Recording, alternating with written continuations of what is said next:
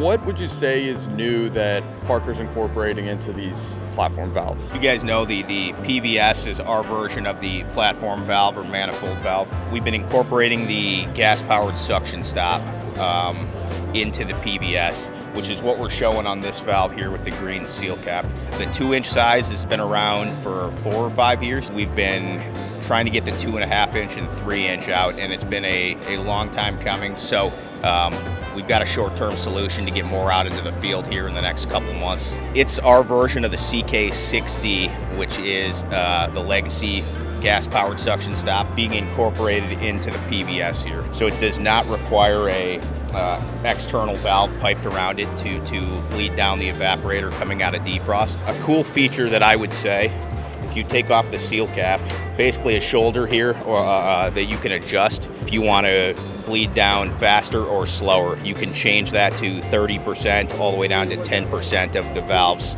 full capacity. So you can control and be more efficient as far as the release goes? Yeah, you can really control the safety side, let's say. So 10% is probably most common for equalizing coming out of defrost. If you saw no issues or had no safety concerns and you wanted to speed up the equalization, decrease the overall defrost cycle time, you could increase that capacity. So it's you can fine-tune that a little bit, but 10% is probably the default. There's cost savings components too with needing less components. Definitely.